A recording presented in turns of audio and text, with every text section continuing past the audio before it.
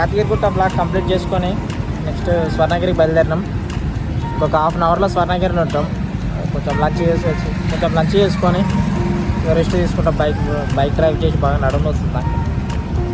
So evening Swarnagiri complete చేసేసుకుంటాం. మీకు చూపిస్తాం స్వర్ణగిరి. మామూలుగా ఉండదు స్వర్ణగిరి, వేరే లెవెల్ ఉంటుంది.